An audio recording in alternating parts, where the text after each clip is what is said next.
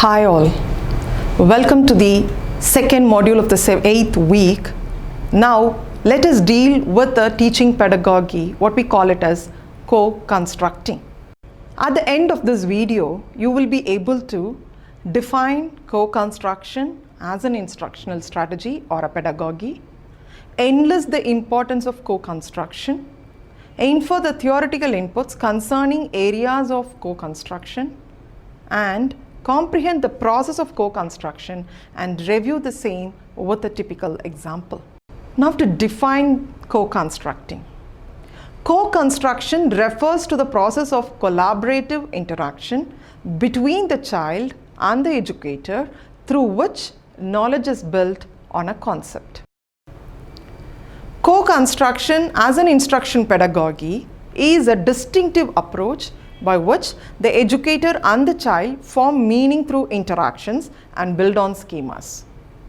It is the strategy that involves thinking of different viewpoints and working collaboratively to solve a problem by the educator and the child. Now let us look into the benefits of co-construction. The strategy of co-constructing knowledge has its emphasis on collaborative learning, and the collaboration involves specific interactional process such as coordination and cooperation. The collaborative effort in co-construction has its own benefits. Few of them are shown to you in the slide. It motivates a child to have positive interactions and discussions and solve issues together. Co-construction also helps a child to explore meaning shared by others on a concept. It expands and builds the knowledge along with the educator. And co-construction allows them to learn to form relationship with their peers and educators during the initial stages, which then leads them to relate themselves to the society as a whole in their later life. Now it's time to look into the theoretical framework of co-construction. Like scaffolding, the teaching strategy co-construction is also a direct implication of Vygotsky and Bruner's theory. The belief is that the assumption of being the child who can learn as a direct result of meaningful interactions with the environment. Now let us understand what are the areas of co-construction. Co-construction is a complex, multidimensional approach of learning that involves three areas, namely the individual child, the physical and the social environment of the child, and the educator. All three areas work together in unison to construct the child's knowledge and understanding of the environment around them. The most important way by which a child learns is a construction of various understandings of a concept. That happens when the child actively tries to make sense of their experiences. Though this is a very natural phenomenon, the process of co-construction happens when children work collaboratively with the educator or with an adult or with his peer group.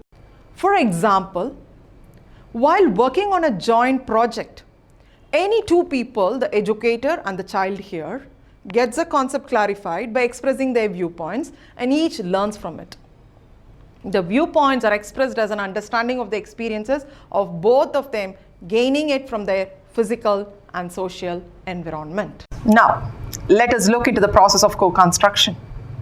Co-construction, as you know, gives effective result when it is used to emphasize meaning and understanding rather than the acquisition of fact. Now, let us deal with the steps that is to be followed by the educator involved in the process of co-construction with a small group of learners. The first step is to analyze prior knowledge or introduce the learners to a concept. A concept is discussed by the educator with the children of small group using strategies that solicit a comprehensive study of their prior knowledge. If the educator finds a defined concept as a new one, introduce the concept by explicit instruction or by demonstrating. The second step of co-construction is provide them opportunities to express. The educator should provide the group several opportunities to inquire, explore, analyze and brainstorm to express each of their viewpoints on the said concept. You as an educator jot down the viewpoints in a chart either as small drawings or as prompt words. The third step of co-construction is allotment of a joint project. Small group work or a project on the analyzed concept should be allotted to the group in which the educator herself is a member. Care should be taken to assign a project that is age appropriate and developmentally significant. The fourth step of co-construction is to interact, discuss, and collaborate.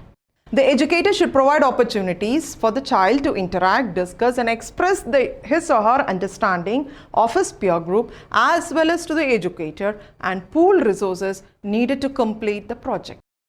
And the fifth step is to build on the child's understanding. Each child's viewpoint has to be discussed and the knowledge of other children on that concept has to be built. The educator also should be open-minded to learn from children. The sixth step is add sufficient rigor. For the child to feel competent and satisfied by completing the project, sufficient rigor components have to be added in the form of praising, acknowledging, etc. Now, let us understand these 6 steps that has been dealt with you with an example.